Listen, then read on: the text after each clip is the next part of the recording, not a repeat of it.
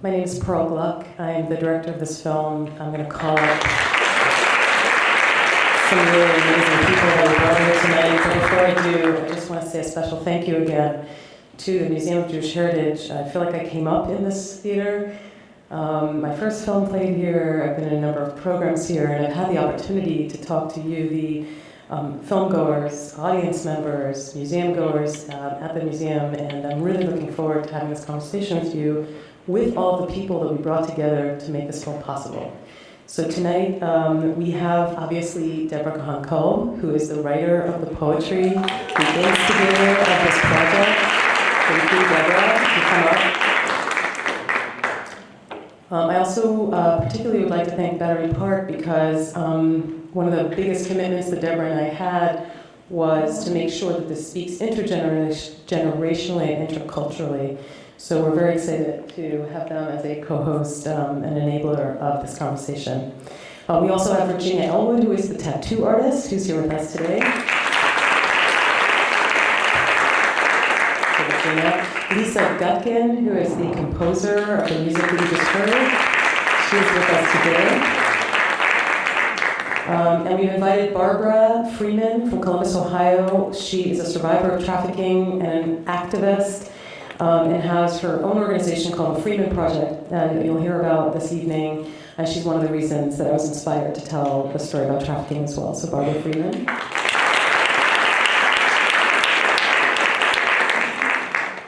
And finally, we're very honored, especially these days, both Deborah and I have a lot of history with women who have survived the Holocaust, and you'll hear a lot more about that, but they're not with us anymore. But tonight, we're honored to have with us Shirley Gottesman, who is a survivor and has also been tattooed. So she's going to speak with you about her story.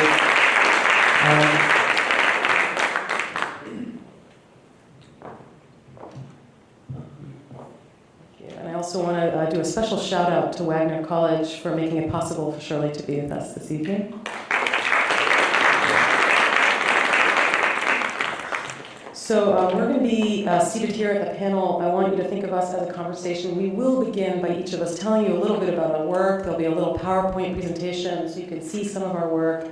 But we really are looking forward to opening this up to have a conversation with you and amongst ourselves. So for a technical thing, this is what I need, right? And where are the mics?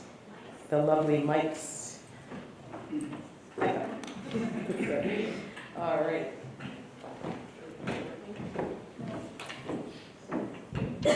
Test. So with that, I'm going to sit down. So first I would like to ask Deborah Kolb to speak a little bit about her poetry and why she had the idea to make this a film in the first place. Thank you, Pearl. Of course, it would not have been made without you, so special thank you to my friend. So about my poetry, a lot of my poems explore themes of birth and rebirth, how we as humans give birth to ourselves. What is our identity like? How do we go through trauma, face it, and come out on the other side? Who are we on the other side of trauma? How does identity change?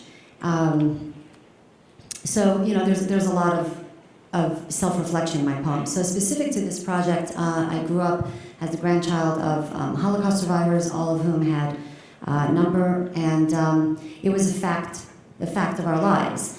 And I understood that my grandparents had the tattoos, and that even if it was difficult to talk about their experiences, they were happy, proud, glad that they could bear witness, that this was a mark of truth on their bodies. And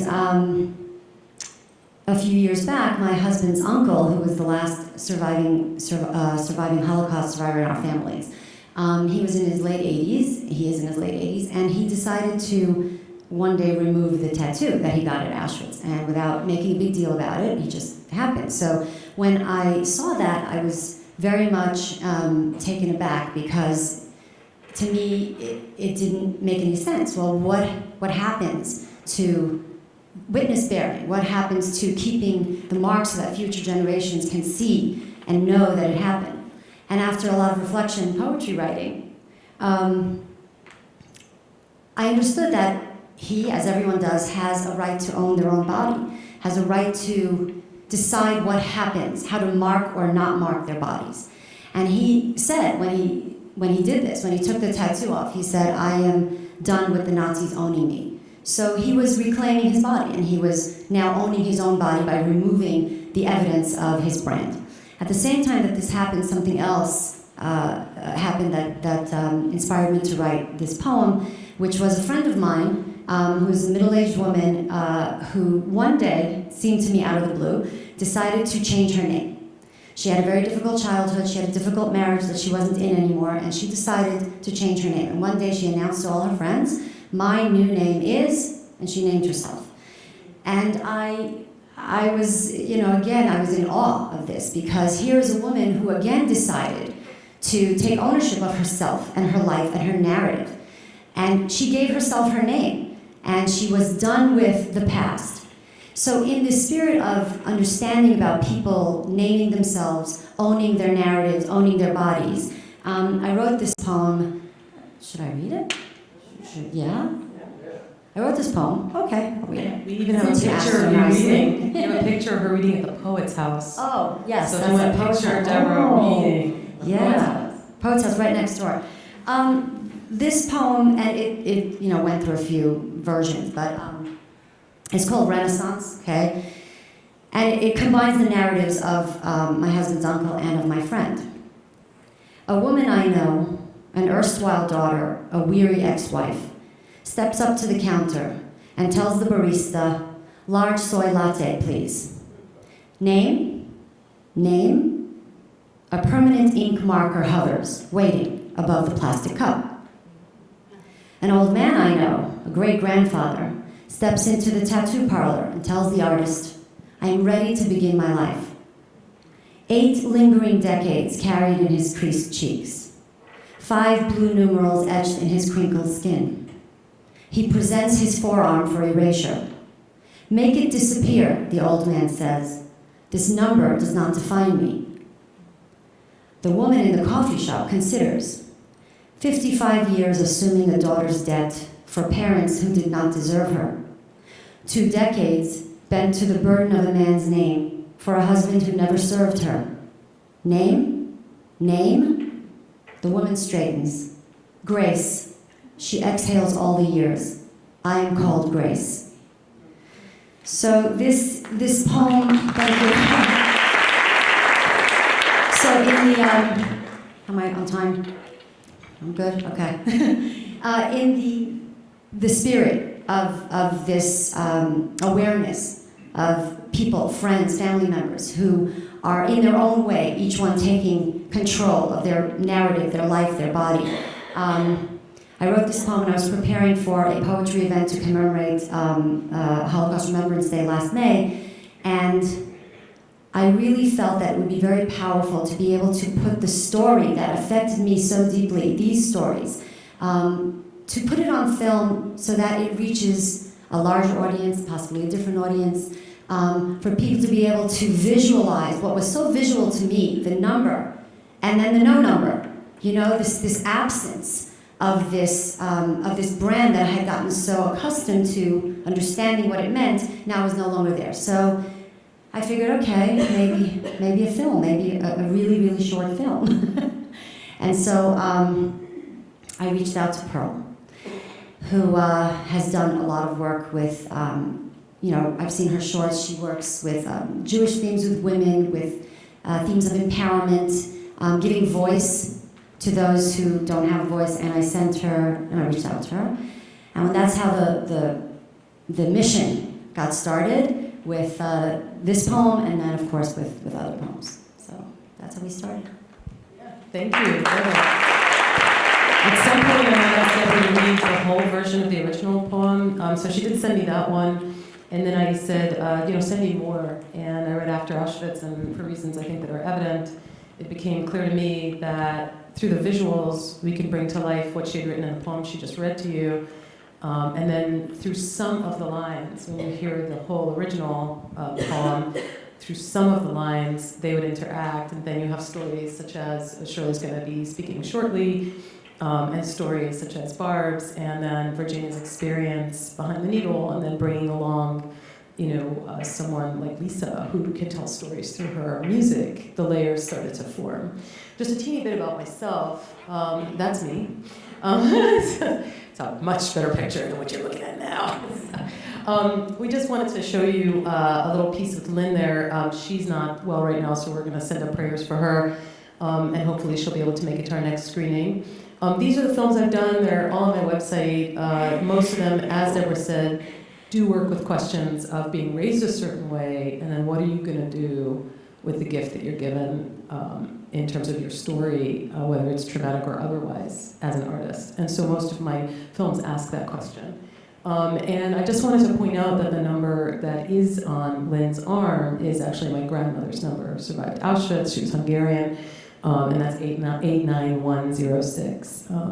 So a lot of my work definitely looks at the fine line between identifying yourself as a person in the world that you want to do, and like Lot's wife, in the biblical narrative, turning back. And do you really have to turn into a pillar of salt if you look back, or can you cry your way through it? So a lot of my work kind of looks at those questions.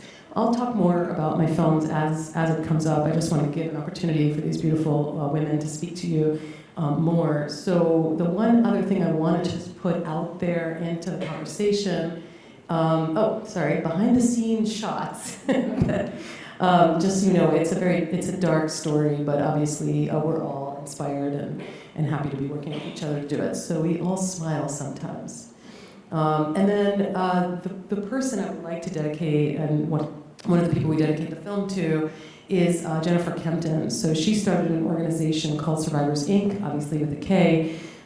She's also a survivor, also from Columbus, Ohio. Barbara will tell you a little bit about her.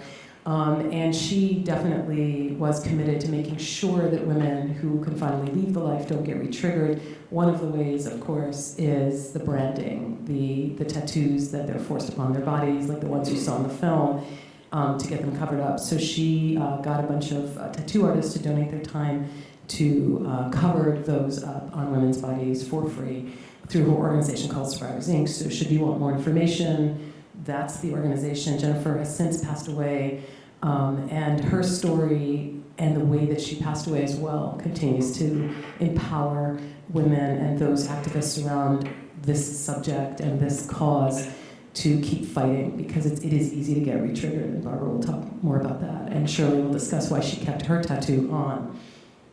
So without further ado, here's another example. Free Yourself was a tattoo that a woman had used for her cover-up on top of the one that her pimp trafficker put on her. So we used that same tattoo in the film. So without further ado, I would like to introduce Shirley Gottesman, who was kind enough to be with us tonight. I had not met her before making this film. As I said, Deborah and I had our own history, but when I found out through Wagner College and Lori that Shirley would be willing to come and speak, we had a conversation by phone, and I swear I called Deborah afterwards and I said, I miss my grandmother so much, and I miss my great aunt so much. So I want to just thank you for being here and for continuing to tell your story. Shirley shares her story with teenagers across, I think, the area and wider. I'll show you a clip from CBS in just a moment, and is committed to telling her story. So I'll just open really briefly to introduce you to Shirley, and I'm going to ask you, what motivates you to keep telling your story?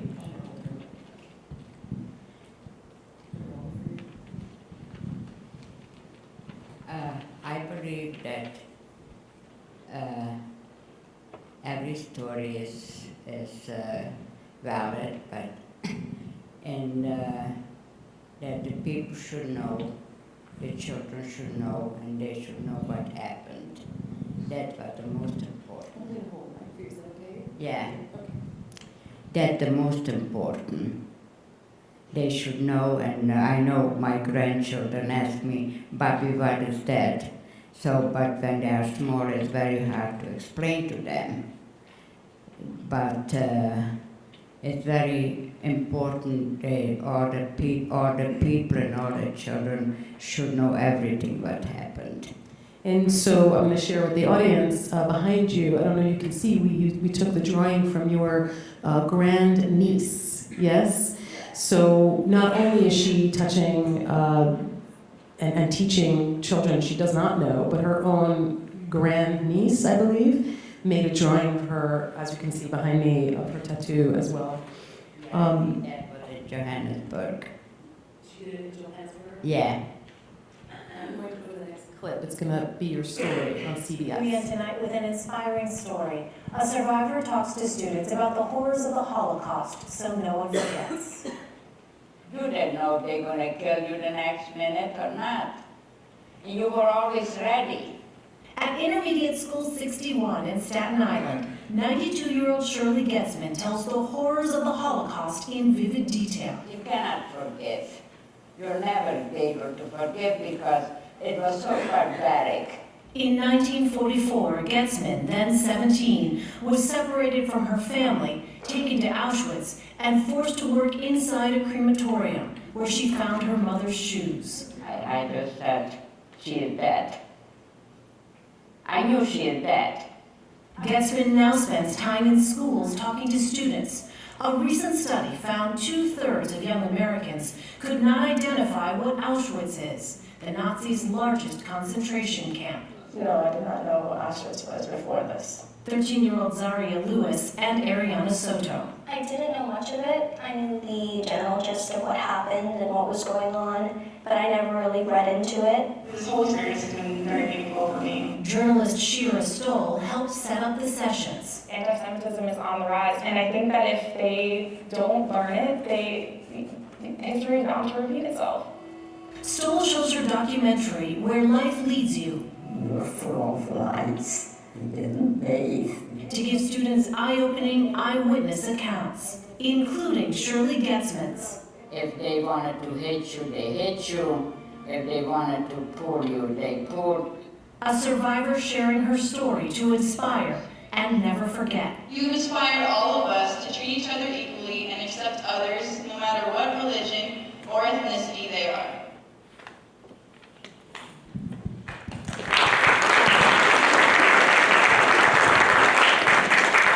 And obviously these are photographs right behind you, Shirley. There's photographs of Shirley showing her tattoo to students in classes across New York. So Shirley, can you talk to us a little? Do you remember when you got your tattoo and if there were any feelings around it when you first got to Auschwitz?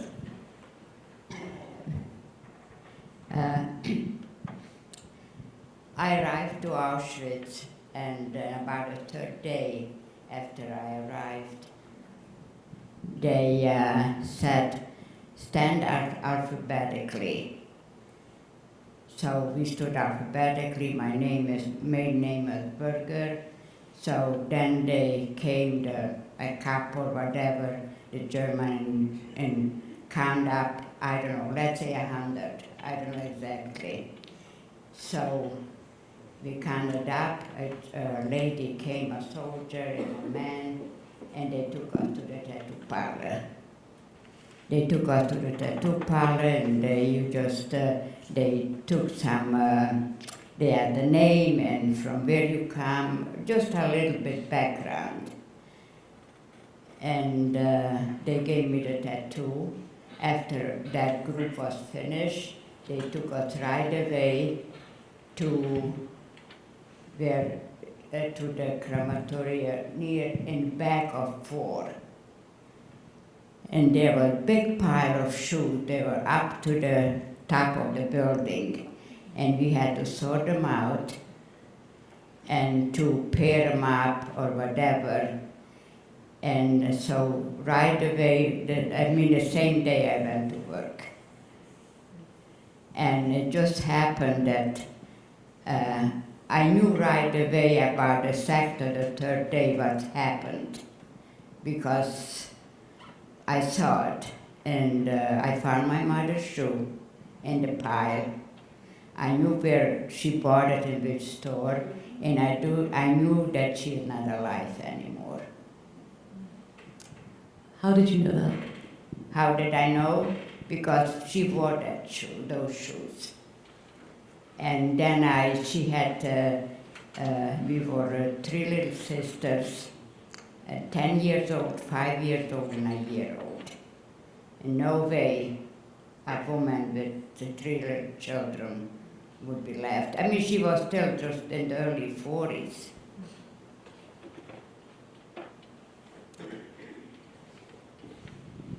Shirley, after you survived, which of course is a miracle, why did you keep the tattoo on your arm? Did you ever think about getting rid of it? Did you know people who wanted to?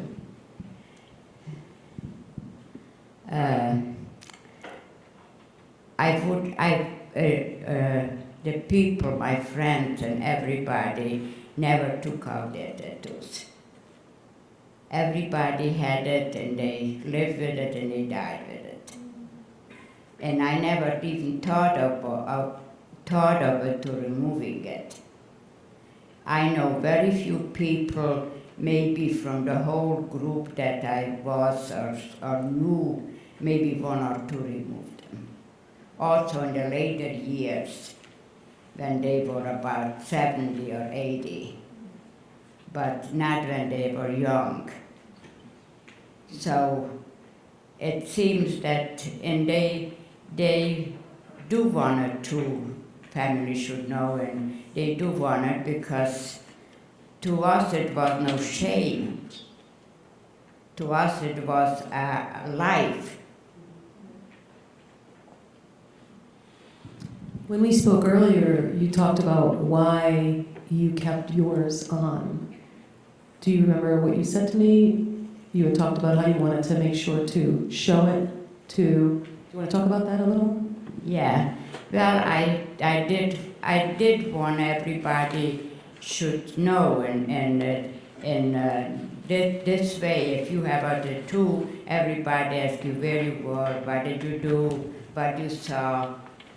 So it was like identification.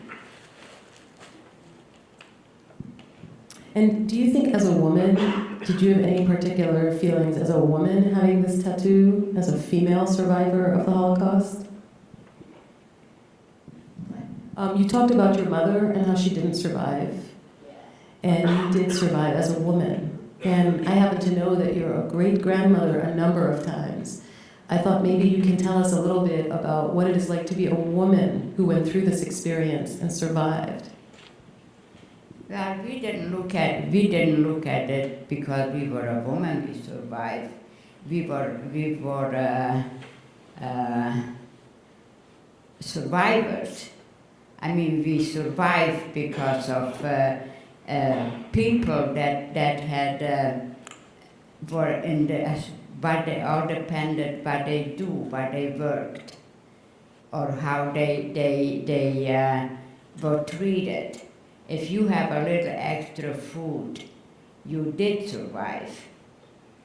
But the people that didn't have a little extra food, being I worked there, I was sorting out the clothes and all the other stuff. So we found some food, and we had extra food.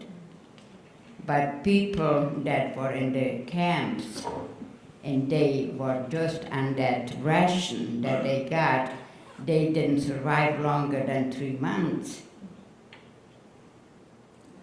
Because first of all, they were from hunger, from lice, from diseases.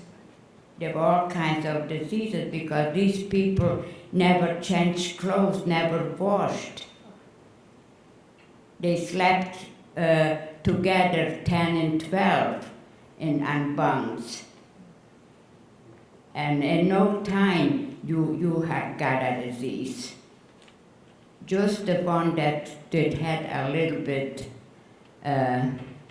extra food or extra tension, not tension, extra privileges. Yeah. And you were able to help others with that. Yeah. This is not because a woman or something. Just it all depended. You could call it luck, or you could call it whatever you want.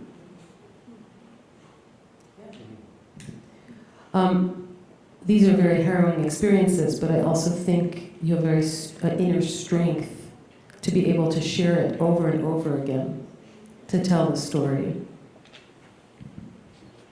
Well, it's very important to me to tell the story because I've been doing it for a long, long time. And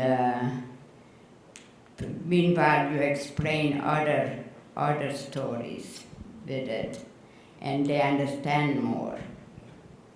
The children or whoever I talk to. So we'll transition from that to other stories. Stories like Shirley's is what made up my childhood. I know it made up Deborah's. And then I met somebody who started to teach me about what was going on in the streets of Columbus, Ohio, to women in particular. I know Shirley said that as a woman, she didn't feel there was anything particular happening for her. But that is not what I heard from some other female survivors that I had met who talked about as a woman surviving the Holocaust. There was a specific experience that was even more difficult to talk about, and that was the sex trafficking and sex abuse aspect of surviving and how women were treated in the camps. And I'm really, I don't want to say happy to hear, but I'm glad that wasn't part of your story. But it certainly was on my mind, having spoken to some of the female survivors in my family. And I was living in Columbus, Ohio, and I heard about what was happening with trafficking here in our country, how 90% of prostitution is actually coercion of women into sex trafficking. And I just couldn't let that subject go. I did think of my own background. I thought about my own connection with my my grandparents and my great aunts and so on, my grandmothers in particular. And I started to research what was happening, and I met Barbara Freeman, who's a survivor of trafficking in Columbus, and I started to ask her about questions about survival, very similar to what Shirley was talking about. How do you make ends meet? These things that Shirley calls privileges, which are basic human rights, to be able to eat, to be able to care for oneself, and then of course to be able to appreciate yourself as a woman, and you'll hear Barbara talking about that a little bit more. So I started this film called The Turnout, which is about a trucker who got moved to stand up against trafficking at his truck stop in the way that I was moved to do a film about it. And I interviewed a number of survivors of trafficking, I interviewed truckers, and I interviewed a judge who started a program called Catch Court in Columbus, Ohio, where he helps these women get off the street by putting them through a program where they can eventually expunge their prostitution record and be able to pull a life together for themselves because they ended up in prostitution against their will. When I met him, I discovered that he had gotten a Tikkun Olam Award from a Jewish organization in Columbus, and I was like, okay, I see the signs, thank you, Grandma, I'm in the right place. And he introduced me to Barbara because she was one of the first graduates more than 10 years ago from his program. So this is my way of introducing you to Barbara. I did manage to tell part of her story in The Turnout, but as I mentioned earlier, I couldn't address the question of branding and tattooing, and I was able to put it into this short film with Deborah. So this is Barbara Freeman. She's here with us today. She's an activist, she's a survivor. Should I show the clip of you in The Turnout? Yeah. So we're going to show a quick clip of her in the film where she plays an activist, which is what she is, through the National Human Trafficking Hotline, where they send people out to help people who are being trafficked. Sorry, there's the poster. And I think this clip, if you want to bring the lights down, that would be great.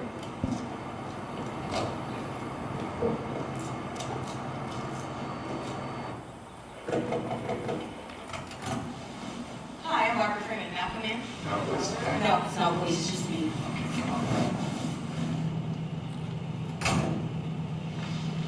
Hi, I'm Barbara Freeman. Hi. Well, what's your name? Nevaeh. I'm Nevaeh. I work with the Human Trafficking Hotline. Your friend Pearl Gluck asked me to come and talk to you. Where's Shirley? My job is to make sure that you're safe and to make sure that your sister is safe. To let you know that I understand what it is that you're going through. But you can't understand. You don't have a sister trapped in there. I know you're scared. I was also trafficked. And I also felt that there was no way out. I don't care about myself. It's too late for It's me. not too late. I thought it was too late for me. I want you to see these pictures. These are pictures of me. When I was 16 years old. This is when I started being trafficked. That was you? Yes, that was me.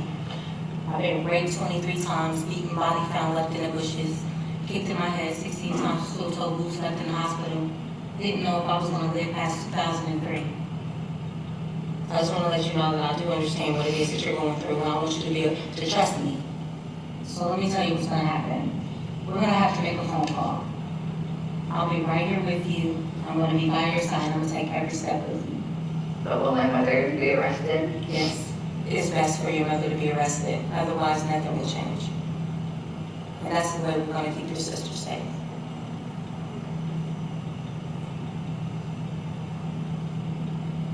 You think you can do that? I don't know.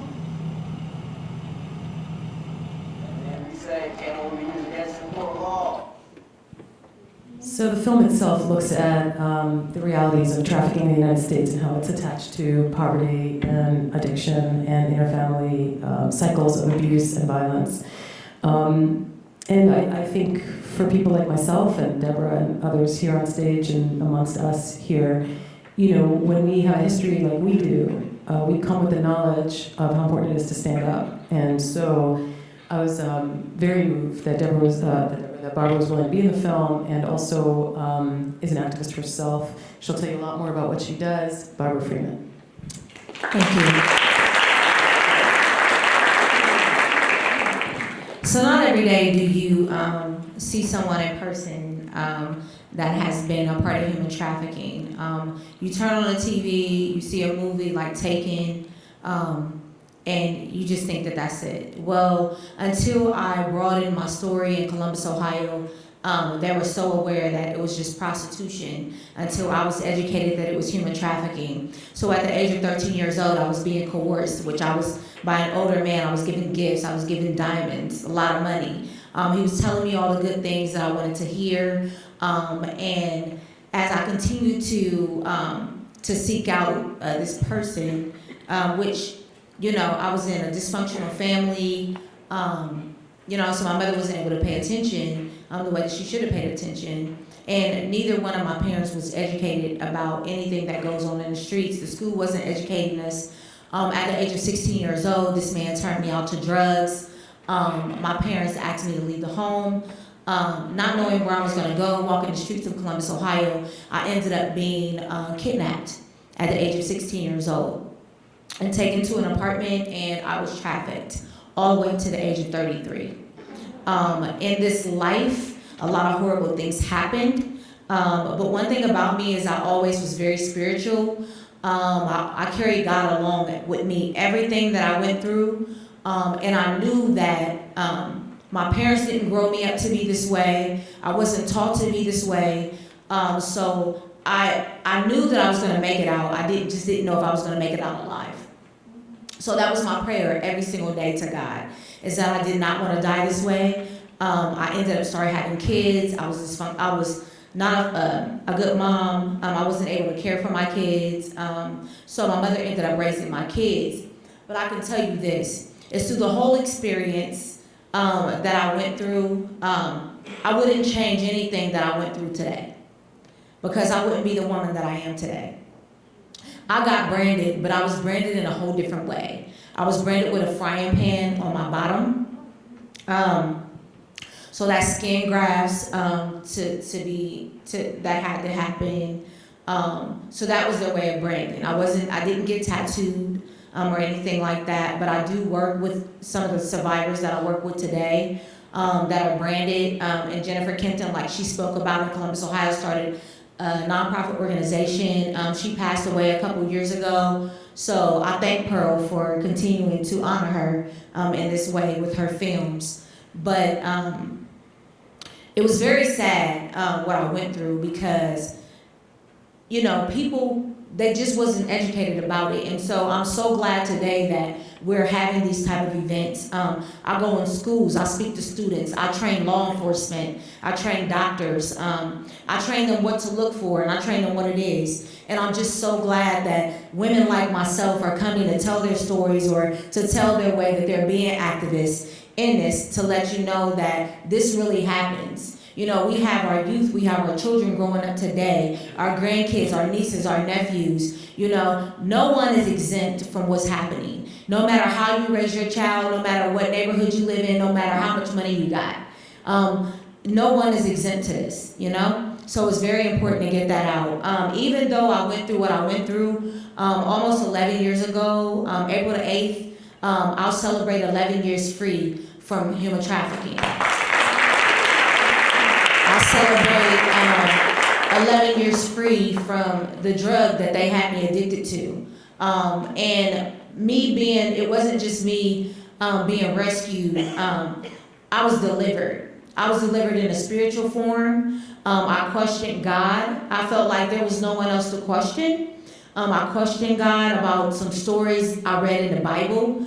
And like I told him, I'm your daughter, I'm your child. I need you to deliver me from this. And I will make this covenant with you that I will no longer put anything in my body. I will never lay down with a man for money. I will not return to that lifestyle if you deliver me from this. Because I know that this is not the life that was meant for me. And so April the 8th of 2009, I was delivered. And I no longer look back to that life, but only to tell the story about it, to help the next person. So what I do today is, I went on to, I did the movie with Pearl, the movie turned out, and I thank you so much for that. And then I went on to become a motivational speaker. I graduated from Judge Herbert's program. I was one of his first participants of the program. I went into a program called the Women's Program at Amethyst in Columbus, Ohio. I stayed in that program for 2 years because I didn't know how to live. I didn't know how to adjust to the system of life. So I had to be shown how to live this life. And I'm telling you, I came back in a roar. I came back in power. I came back, I took my life back from the enemy. And I stood up, as a thriver. So yeah, I was a survivor, but now I'm a thriver. And so what I did is I prayed and I asked God, I said, what is it that you would have me to do that you have done so much for me? And he said, you're going to go out and you're going to save the women from the same thing that I saved you from. So I started out on the streets of Columbus, Ohio, and I started to rescue women from the street. Just telling them my story and what I've been through and that, you can survive this. You got to take your life back. We do recover. And so I started putting ladies in programs and treatment programs, getting them detoxed from this drug that they was put on, and helping them to get their life back. And then from that, I started the Freeman Project, which the Freeman Project is for women come out of treatment. Once sometime they go into college, there's free scholarships for women in human trafficking to go to school to be whatever you want to be. If you want to do hair, if you want to go to college for scientists, forensics, whatever you want to go to school for, you go to school for free. So we started that organization, and then a pastor asked me what it was he could do for me, and I opened a 6-bedroom house that he donated to me. So it houses 4 women, and so with those women, we teach them about budgeting, we teach them to go back to school, we teach them how to work jobs, we have jobs in place for them. But this is the things that we do today, and then I was offered a job in Nationwide Children's Hospital, where I work with the MATA Clinic, which is Medical Assisted Treatment for Adolescents. So it's adolescents that are addicted to the opiate crisis. So that's a way that these pimps, these Johns, get you on drugs is they get you on opiates, they get you on crack cocaine, they get you on different things to be able to control you. So I work in the adolescents under a couple doctors, and that's so amazing for me because they need my story. They need me because they know how I can go out and rescue them. And then I also work for the YWCA, which is an organization that empowers women to gain their lives back as well. So, it's a couple things that I do and that I love to do. And I'm just so grateful to be here today, to be able to share my story with you, to let you know that this is real. And thank you for coming and being educated about it. Thank you, Deborah. So we'll come back to both Barbara and Shirley and we can share some more about what they've already started to talk about, which is why they go out there, why they tell their stories over and over again. And hopefully you'll ask them some specific questions. This also is a very good transition into the work that Virginia Elwood does. So she herself is an artist, much like Deborah as a poet. I myself use my filmmaking. She uses her tattoo artistry to speak her truth, and she's also an artist, as you can see. She specifically works with hands, literally, and tattoo art on bodies. And when Deborah and I were doing this film, there was a book that came out about the tattoo artist in Auschwitz that you and I spoke about. And we were trying to find a woman who is committed to her craft and works directly with survivors of trafficking. And we came across Virginia, but we also discovered that she also works with women who survive a different trauma or are working through surviving a different trauma, which is cancer. So she does cover-ups for women who are again, making very clear choices about what they want on their bodies, as opposed to what's actually happening on their bodies or to their bodies that you heard both Shirley and Barbara talk about. So without further ado, this is Virginia Elwood. Thank you, everyone. Pearl, thank you so much for organizing this and having me involved in your film, and Deborah, and everyone. My first experience with tattoos as a young kid were fortunately not horribly traumatic in the case of Shirley or Barbara, but my mother had cancer, and when you get radiation treatment, they often will do little dots so that you can keep coming back and the radiation can hit the same spot. And I remember her being sick for years and years, and seeing her go through surgeries and have her legs stapled and just go through chemotherapy, but the tattoo just really stuck with me, these 3 dots on the middle of her back.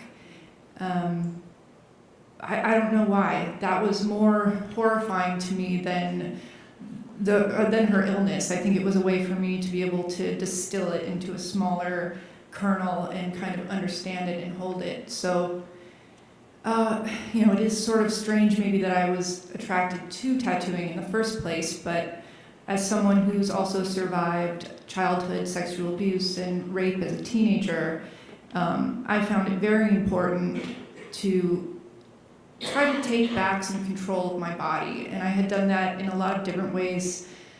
Sometimes it was through, over-exercising or, overdoing drugs or alcohol, and other maladaptive behaviors.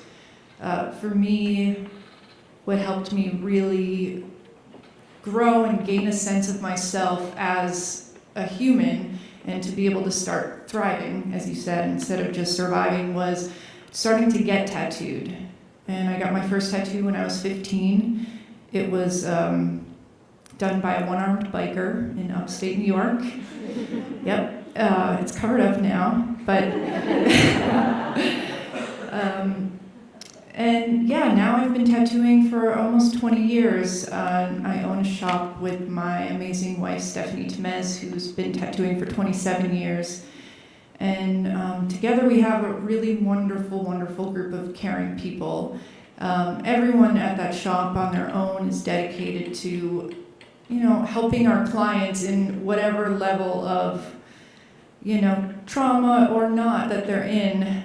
We're dedicated to helping them find something that speaks to them and helps them reclaim their bodies or their story. We got interested in working with women who had had mastectomies and double mastectomies from breast cancer. Often women are left very scarred and very uncomfortable and feeling disfigured. So I started doing reconstructive nipples about 10 years ago, and I think through the advent of the reality television shows about tattooing and Instagram, tattooing has just become more and more part of the mainstream. So I found women getting the reconstructed, realistic-looking nipples less and less, and getting designs put across their skin that's been radiated or scarred. And that that led us to working with something that a population that I really wanted to work with for a long time, but I think given my own history, I think I needed to wait till I was healed enough to be able to interface and try to give something back, like being able to work with women who, you know, have had their bodies taken from them in so many ways and have been marked permanently. And as Shirley said, sometimes that's a mark of honor and sometimes it's a reminder. And I try to never judge if someone wants to cover or keep or remove something. Yeah, being a part of this film was really, really special. It was very kind of circular for me. It felt a little bit of closure. A lot of the shops that I worked at early on were walk-in shops, and these are still the same tattoo shops around the country that I think often traffickers bring their victims to get marked. So I think it's important, you know, not only that Barbara is out speaking about her story, but, you know, that we educate not just law enforcement and doctors and the general public, but also tattooers, because that's become a very big profession. There's a lot of tattooers, way more than there were 10 or 20 years ago, to help them look for the signs, you know. Yep, and I would love to work with you in the future. I think you're amazing. Thank you.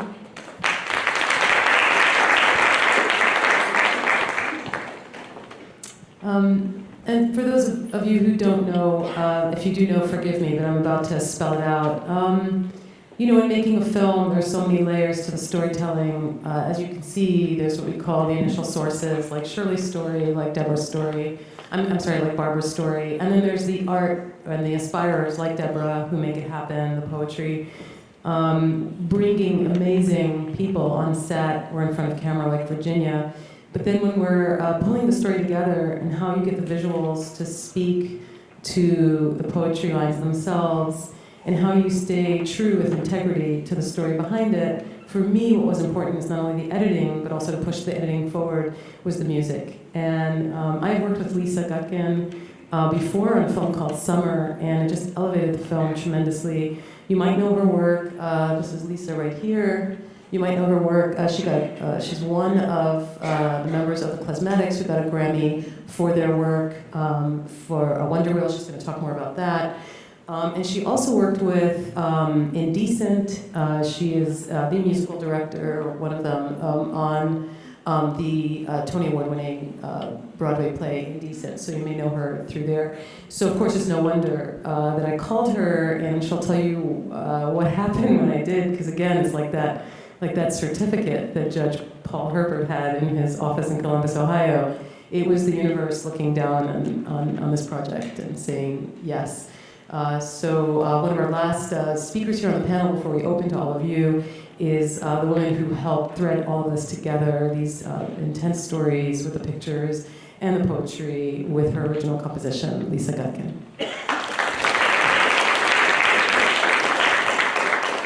So when I heard about this piece, you know, I do not actually come from, I've had a very pleasant childhood and life, and I haven't had like horrible things happen to me, and yet I feel like everything I do musically and creatively is meant to address humanity and what goes on and the horrors in humanity, and also the idea that we're supposed to be happy and work through all of this. And so a lot of my music, I feel perhaps I'm writing it to uplift myself, and then as a result I hope that it uplifts other people.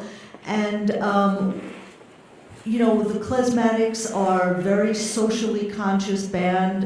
You know, we write music about important issues.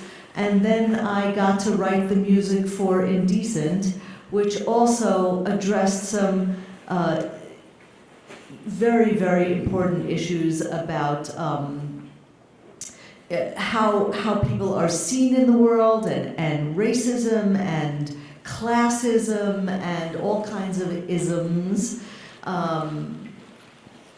And so about 10 years ago, I was at an artist residency up in New Hampshire, and in a very quiet moment, I wrote a piece that was a long instrumental piece, and it was really one of the very few pieces that I wrote that had a very exact theme and story. And it started out, it was clearly about people walking to Auschwitz, and I did it with a digital delay and a guitar pick that I hit on the violin and just made sounds, and they got angrier, and then they got sparser, and it was a very dark moment for me. I cried for 3 days while I made the piece.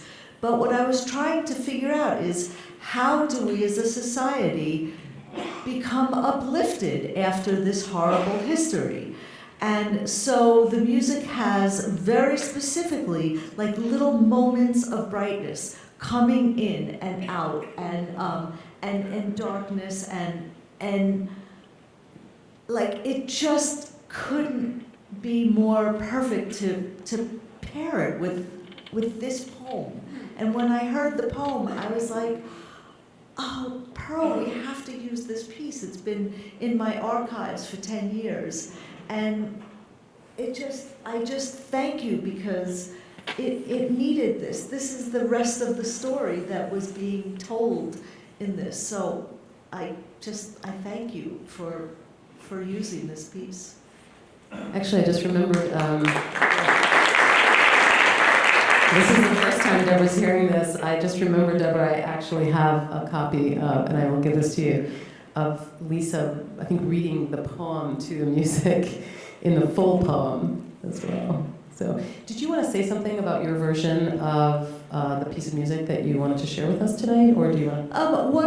One of the songs that I wrote, and the Klezmatics had a really, really beautiful project of writing music to unreleased songs of Woody Guthrie, unpublished songs, actually so unreleased and unpublished that the music had been lost. So they were songs for him at one point. They were just poetry for us, and we wrote our own music to it. And one of the songs that I wrote, you know, Woody was a very, he could write really simply and very powerfully. And so the words to this next song that, are you going to play the song? You want us to play the whole song, or just? You can play part of it. All right, so you let us know when you want us to stop the song. Just a little quick history. Woody Guthrie was actually married to a Jewish woman, and that's how, and her mother was a songwriter, and that's how we came to be in this project. I don't want to take up too much time to talk about that, but the song really moved me, and I found it very healing writing the song, and it seems to have helped so many people heal and helped me believe in what I do as an artist, because you think like, okay, well, I would like to think that music heals, and then when you find out that music actually does really heal people, it's comforting as an artist. And so this song is called Gonna Get Through This World, and the original version of it was with the Klezmatics on the album that won the Grammy, but with somebody else singing it. And this version is that I just finished a couple of years ago, is me singing it, which took me a long time to get the courage to be the lead singer on anything. So all right, Daniel, let's do it.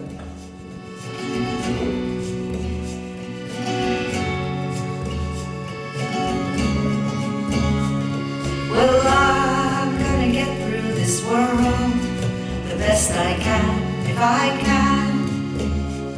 Yeah, I'm gonna get through this world, and I think I can. And I'm gonna work in this world the best I can, if I can. Yeah, I'm gonna work in this world, and I think I can, and I think I can.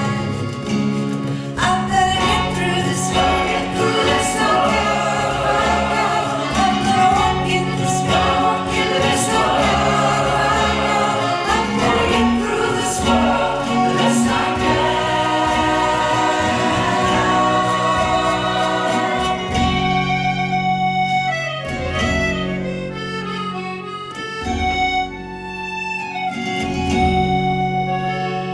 Well, I'm gonna walk in this world the best I can, if I can. Yeah, I'm gonna walk in this world, and I think I can. And I'm gonna talk in this world the best I can, if I can. Yeah, I'm gonna talk in this world, and I think I can, and I think I can. I'm gonna walk in this world the best I can, if I can. I'm gonna talk in this world the best I can, if I can. I'm gonna get through this world the best I can.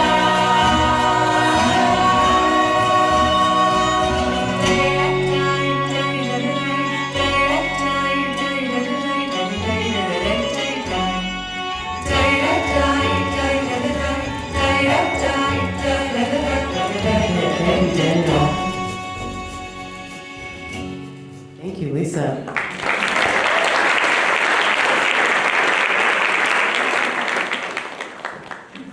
Actually, Shirley just said very nice. So I'm going to transition this to a question to both Shirley and Barb, and then we're going to open to the audience. So please start thinking of your question. And Samantha, did you want to come get one of the mics, or you have a mic? Where's Samantha? Okay, so Samantha's there. She's got a mic. So I'm going to open with this question and give you a second to start thinking about yours. What is it like, Shirley? We'll start with you to see. I know how important it is for you to talk to the next generation, and you give talks a lot, yes, to these young people. But what is it like to watch work that then some of us make that's based on the Holocaust and stories that we hear, like the one you just saw, this tonight called Break Me? What is it like to watch these stories?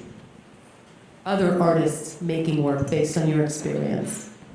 I didn't get it, but How do you feel when you watch movies about the Holocaust or people taking a story similar to what you've been through, like your niece, your grandniece drawing, for example? What is it like to see art based on your story or stories like yours in the Holocaust?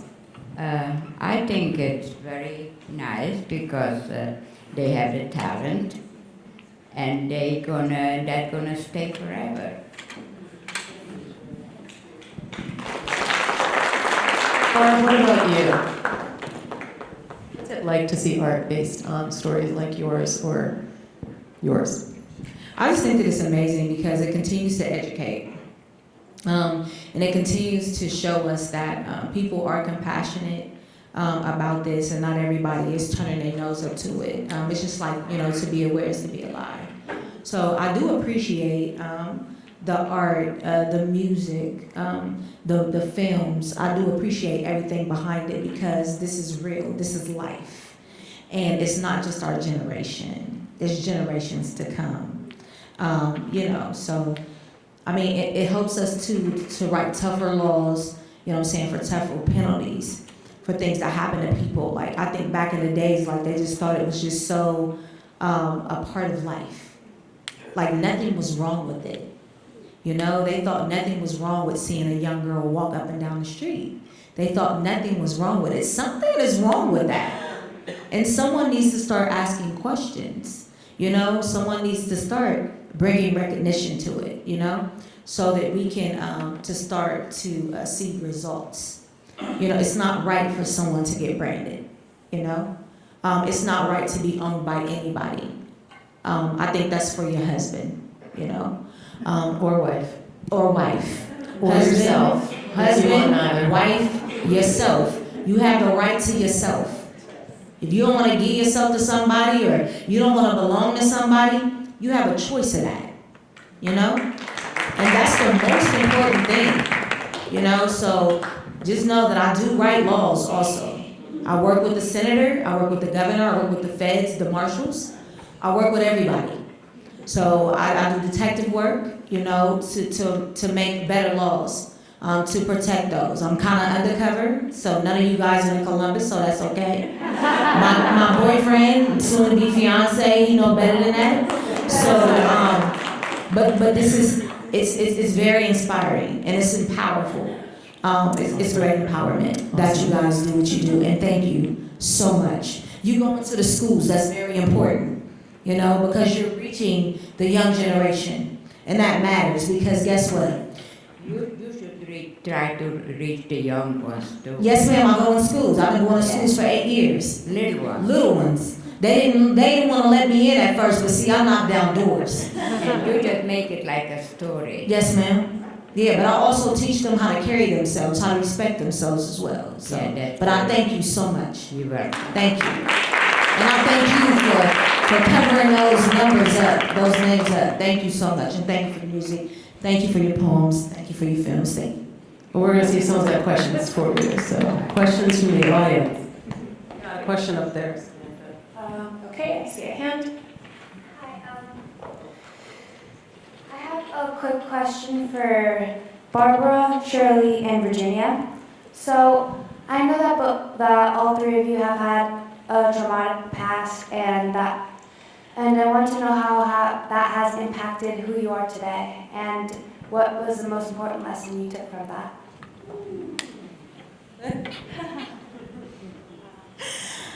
My trauma did a whole lot of mental stuff. My trauma brought about fear of men. And I did not let that handicap me.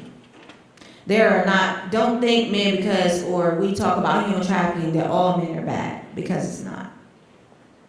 But one thing that I took from it is I'm very powerful. I roar. You are not about to do nothing to me that I don't want you to do to me. You know? You're not about to get nothing off. This is just what I learned from what I've been through. I have to stand strong as a woman. And nothing validates me but me. Nobody can validate me. When I look in that mirror every day, I validate myself. There's nothing that you can tell me about me. And I know that I'm a little aggressive, but that's what comes from it. Because a lot happened, and they say they understand, but if you ain't been through it, you don't understand. So what I learned is to own me. And do what I want to do, what makes me feel good. And I ain't to always be corrected. I'm okay with being me. Thank you. That was amazing. I think for me, a big struggle was allowing myself to believe that what happened to me was real, and that not only was it real, but it was terrible, and that I didn't deserve it. I think that's the case with a lot of victims of abuse or trauma, or survivors of victims of abuse or trauma.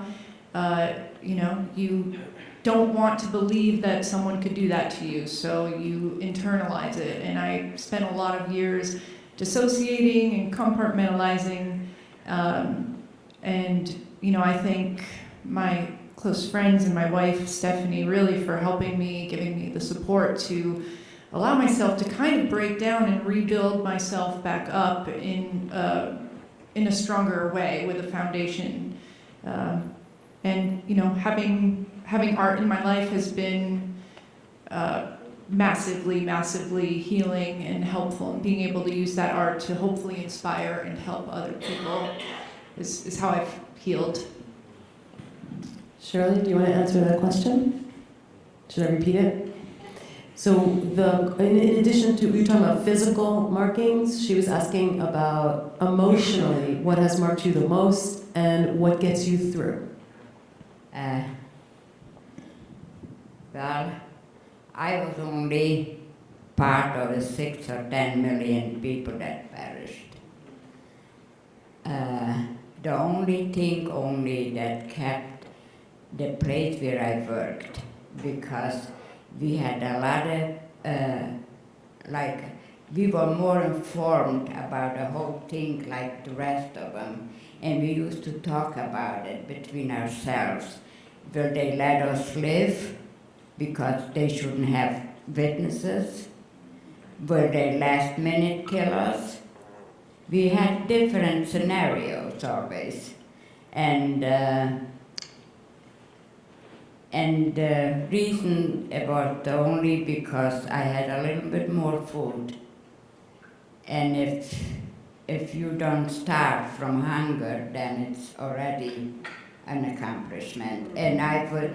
But one thing we had always is hope.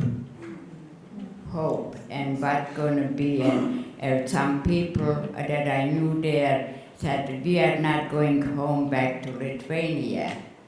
He said, I'm going to Palestine, because they called Israel Palestine. There was no Israel yet.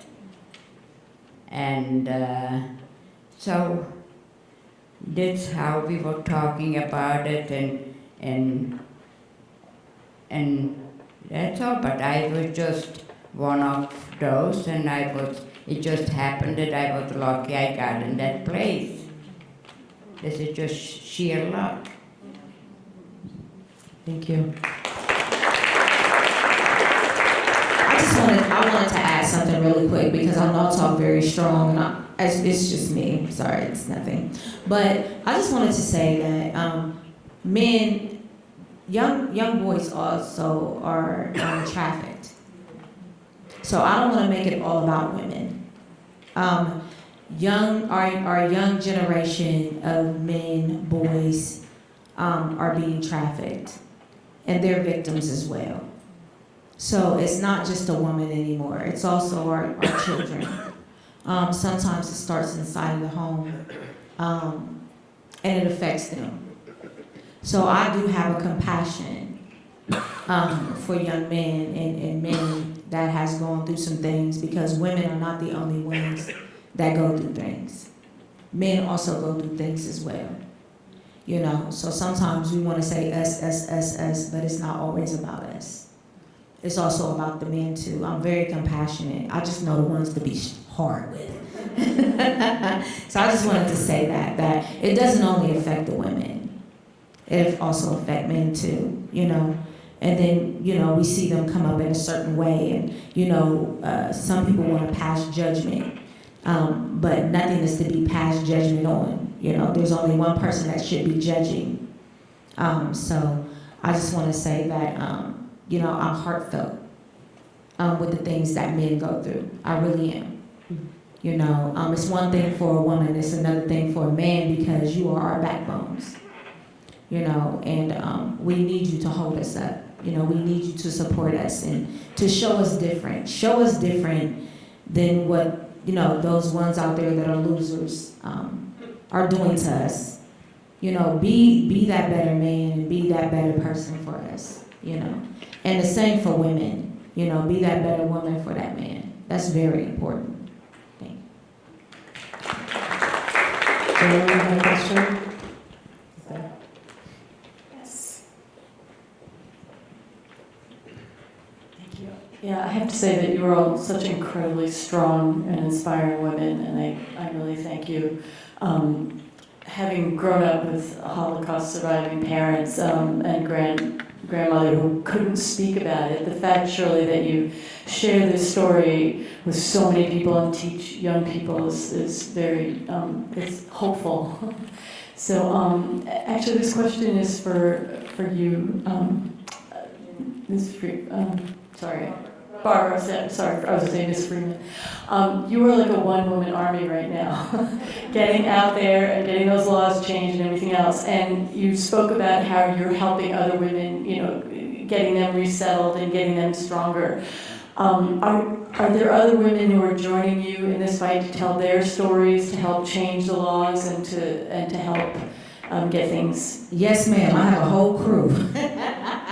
I have more than a crew. So every year we gather at in Columbus, Ohio, at the State House. It's called the Anti-Human Trafficking Awareness Day. We have one for the youth. We have one for survivors. So you will see a whole panel, and that's when all of my ladies that I've worked with throughout the years, they come to the State House. We put about, I say about 8 to 10 on the stage. They tell their stories. I also take women in schools with me, or I take them to different events with me and compensate them for coming out to tell their stories. So there is a lot of women, and that's what I teach them, is to tell their stories, because when you tell your story, you're set free. You know, a secret will keep you sick. So this is what I tell them. Tell your story, no matter what somebody might, you know, they be like, oh, wow. You know, you be like, you got raped or this happened. Listen here, you're freeing yourself. What they do with your story, that's on them. You know? So I teach them to free yourself. When I told everything about me, everything, I was so free. I am so free today. I'm telling you, people be like, oh my God, like, how do you just tell this about you? I'm free. I'm no longer that person. I don't live that life. I was reborn. I'm totally free. It's true. It's true, ain't it? Yeah. It is so true. Yeah. Once you tell your story, you are free. I didn't let nobody get group time. I would talk the whole hour and something. But I tell you what, when I finished that program, I was free. They didn't understand it. Judge Herbert understood it, because I changed his courtroom, you know? But you're free when you tell your story. You are. Not free. You're never free. Mm-hmm. But It's healing. It's a relief. Mm-hmm. Yes. Yes, ma'am. Yeah. Yeah. I see a hand here. First of all, thank you for sharing, and thank you for all the work you do.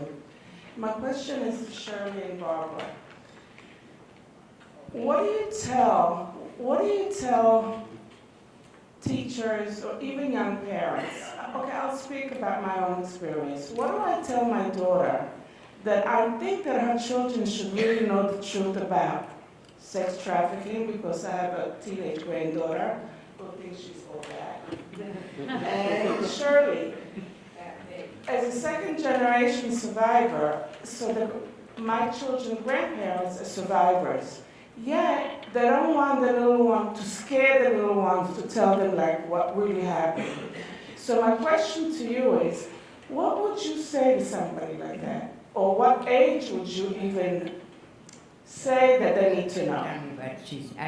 She says that, you know, for little children, is it too scary to share it? What do you say to young people so it doesn't scare them, even though it's so important to tell your story?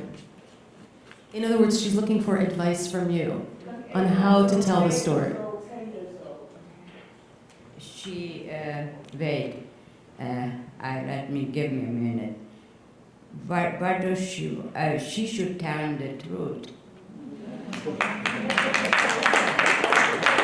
For little kids, you make it like a little story, because they don't understand. I mean, little 4, 5 or something, but when they are 10, they, even in the schools, they are better listeners than the big one. Yeah, you just tell them the truth, what had happened. You could tell it the wording in a milder way or something, not with horror. But then you keep on telling them really what happened, because if you make it nice, then it's no good. You're also sitting next to someone who survived at age 5, so people were victimized at all ages during the Holocaust, and Barbara's about to tell you that people are being targeted at all ages. So I think Shirley is right, to speak to that age, but also by sharing stories of that age, of those realities, so that perpetrators and predators are more challenged to find the vulnerable and the victims. And in particular, I mean, something with genocide, it's much deeper. It's starting education much younger, so that tolerance is first and foremost of difference and diversity. They start trafficking young girls at an early age of 9 years old. So, or younger, 9 or younger. But, first they would not let me into the elementary schools because they didn't want their kids to hear this horrible thing. Well, listen to this. It's happening to the young kids. Those are the ones that are being snatched right now. When I talk to in school to kids, you will not believe, this is the honest to God's truth. When I'm done talking, they're lined up on the wall. Or they're waiting for me to get done, or half of the time they can't even wait for me to get done. They move out of their seat and they move closer to the front to get my attention. They're into this social media, They want to look cute. They want to be older before their age. They want to pop fly, they want to hide clothes in their book bags, and then they get to school, they want to change. So we have to educate them in the home first. This is where it should first be talked about. Sat down and watched the movie. They got a book, that comic book, Sadie Jane, came out with a little comic book for school agers. Yeah, it's Joan had asked earlier about other people on the forefront fighting this. So Barbara's part of a large number, a growing number of survivors who are educators as well, which of course, as she said, you don't understand it until you've gone through it, which is why we're so grateful to have Holocaust survivors still with us today and able and willing to tell their story. But, and there is a very strong movement here in New York, actually, through the United Nations Association, and the one that Barbara's talking about is an organization called Saving Jane, and they actually do comic books, totally targeted to people who like anime or whatever, excuse me, to be able to tell this story to young boys and girls. Something Barbara said earlier, too, which is interesting. I remember when she told me she was teaching in the prisons to women who are incarcerated, helping them understand how they ended up in those positions, how to find your power back, how do you get away from your pimp traffickers, etc. She was actually asked, after she had given some of these lessons, if she would go to the men's prison. The men had requested this, because I think it's also a lack of education on the part of certain behaviors where you don't know that you're actually part of the enabling process. Do we have time for one more question? One more. Yeah, I see it on hand. And also, there will be time, a little bit of time. The museum closes at 9, so there will be some time to mingle in the lobby. So feel free. Daniel, can you put this back on so I can put the upcoming events up? When you tell your stories, you're allowing us to be a witness, and I think that protects you and us, and I thank you for that. So with that in mind, I wanted to ask just 2 questions, one of Barbara and Shirley, and then one of all the artists. So I wanted to know, Barbara, how you broke down the doors to the schools that didn't want you to speak, and Shirley, if there were schools, maybe when you were starting to tell your story, that didn't want you to. And of the artists, I wanted to know if you've dealt with the struggle of doing your work in such a meaningful way, and if you can just speak to how you've dealt with the making a living and when you've felt like you've had to compromise to make a living. Virginia, did you work, it's become such a fad now to get tattoos, so did you or do you ever see people coming to get tattoos that you feel maybe it's not meaningful enough, or do you talk to them, because you talked about seeing the signs, teaching tattoo artists to see the signs of people who are getting it for reasons of branding, but then there are lots of people who get it just for conformity, ironically. So just, if you can, all the artists speak to that, and I know it's a lot, sorry. So basically, just really quick, how I got to knock down the doors of the school was that I went to the senator and I went to the governor before I went to the Board of Education. And I put a survey together of children that were being raped, just different things that happened. Not just the girls, but the boys too. And the survey came back at a very high number. And they seen that it was a problem. And so they started letting me come into the schools. And so when it got opened up to the schools, boy, did them guidance counselors have a whole lot of kids lined up to talk about these problems that were going on, and a lot of them was going on inside of the home. So that's how I got to the schools of the elementary. Then I went to the middle schools. I was always already in the high schools and already traveling, going to different colleges. But that's how I broke the doors down. Shirley, the question was, were there schools that maybe didn't want you to come and tell your story, and how did you convince them that it was important? Well, I didn't. I mean, usually New Jersey has a law that every school has to take a Holocaust course, or a school a year, I don't know how long. So that was, and I was there in New Jersey for about, I would say, at least 5-6 years, talking to schools and all that. And usually it's not me, it's like Lori Weintraub or you or something. There's always the leader, the teachers, and then they invite you, and you make a date and you go. So maybe I'll add to your question just a little bit. Unfortunately, the reality is that there are Holocaust deniers and people who feel it didn't happen. Have you met anyone like that? And if you have, what do you say to people who say, it's not true, what you're saying? Well, I never witnessed something that they say is not true, because basically the children listen, and they're great. Children are very good, and they listen. Not all of them, but you could you could tell by how they move or how they listen. Well, what if I told you some people don't believe it? What would you say to them? Well, it's a very hard question to answer, because there were so many factors. I mean, so many things happen. It's not just one. I mean, it just happened that Hitler was the leader, but there were so many other things that happened, but we, the one that survived, went on with their life. They built their families. They had children. They worked very hard. They gave them an education, the one that could learn, or the one or a trade or something, and they all have their children and follow in their footsteps.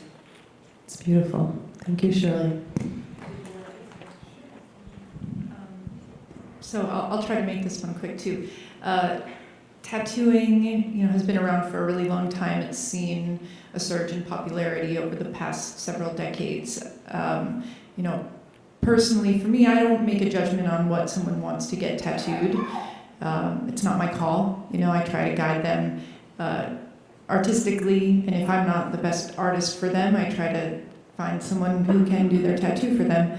But as far as like the coercion and the trafficking, what you look for isn't someone coming in individually to get branded. It's, most often a man trying to have a younger woman, usually, sometimes a younger man, tattooed. And there are things to look out for. At the shop that I work in now, we don't do a lot of walk-in tattoos. We take appointments, so, in a lot of ways we are shielded from it, but it's still prevalent, and probably even more so than it once was. I hope that answered your question. I think I have something to add to as an artist and coming up with. Here's an example that I think addresses what you're asking. I do fundraisers whenever possible for organizations that I believe in. And if I advertise a concert as just a concert, I get a lot more people than if I advertise it as a political event.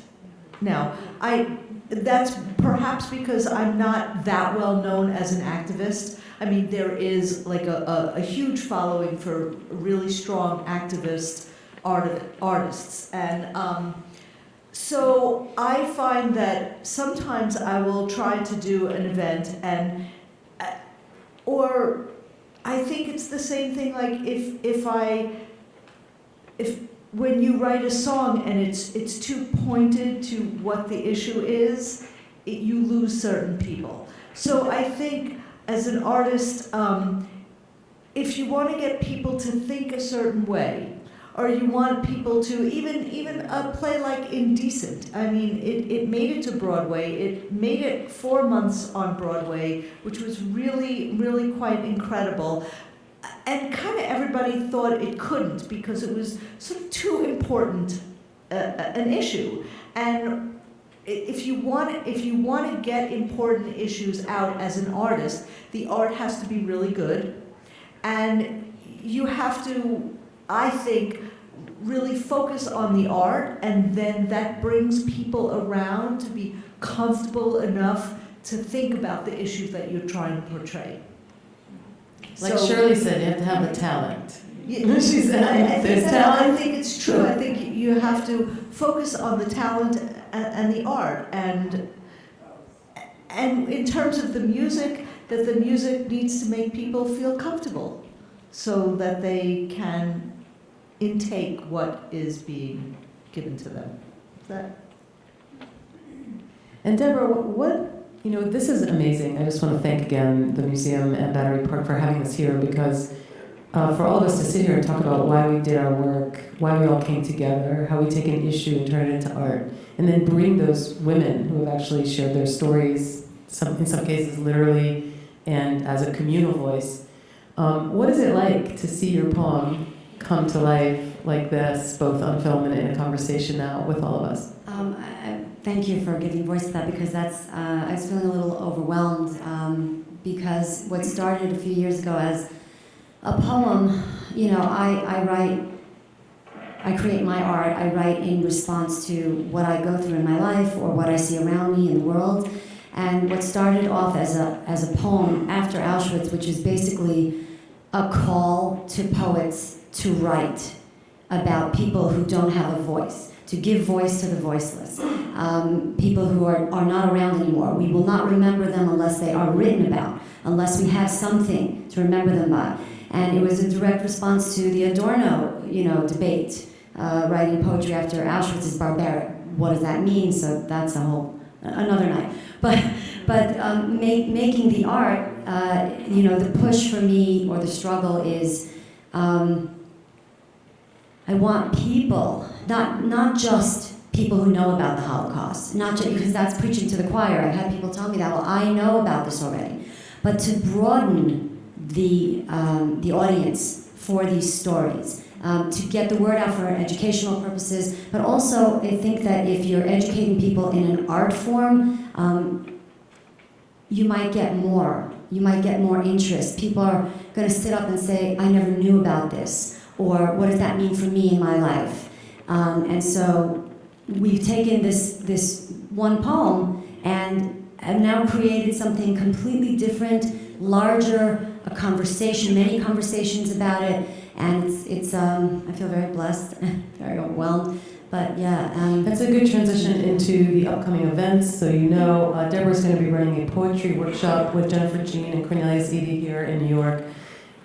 This is both Barbara and Shirley keep saying, speak your voice, tell your story, whether you're totally free or never free or somehow free, inspiring people, encouraging laws to change, encouraging minds to open. You can do it through your poetry. So you can just come and listen to them read, Yes, because they're all just amazing. come, just come and Or you can you'll write. get, yeah. I would love for you to I'm write. going to be joining Danusha Roberts, who is, Trevino, she got married, who is a 2-time Moth Storytelling winner, to teach storytelling. So to answer your question super briefly, what I do is teach. That's how I do it. And so with my films, they say, I was always taught this when I was raised Hasidish. I am so proud I was, because one of the main lessons I've gotten in addition to Tikkun Olam, which is to change the world to a better place if you don't like what you see, is Dalafnei Miata Omeid, know before whom you stand. So whether that's faith, that they both talked about, or identity, or as an artist, your audience. So you have to know to whom you are speaking on all those levels and why you're making your work. So each of my films, I have to be very clear exactly who the audience are, big or small, and they go to different places for different reasons in different ways. So we're going to be teaching, and then a much more heady and super important conversation will be with scholars right here in the museum to actually discuss some of these issues we've all touched on in a more raw way, because they're researchers and they've looked at branding through slavery, or sex trafficking in Judaism, actually, believe it or not, or specifically someone who's kind of blown my mind because I've heard stories at home or heard the shame associated with it and the not wanting to tell the stories, like in my family's case, and that would be the work of Rochelle Seidel, who kind of blew things open when she talked about what was happening in the women's camps in Auschwitz. I'm sorry, in Ravensbrück. Thank you. So. And so it's an incredibly powerful and dynamic conversation by academics who have researched this. And we'll come to you from a place that is far more intellectual and researched, and it'll be a different conversation, I think. So from the making of the work, based on experiences that people have gone through, to understanding trends and dynamics so that we can make a difference. We're hoping that this series speaks to you in one way or the other, and we're certainly hoping that tonight inspired you for any of these reasons, from poetry to music to storytelling to film and to tattooing. And we want heartfelt thanks to the museum and Battery Park for hosting us, for Wagner for bringing us, Shirley for the Knickerbocker Hotel for putting up Barbara and constantly being an advocate fighting trafficking here in New York, by educating hotels here, and specifically to Samantha for doing all the hard work that you've done to make this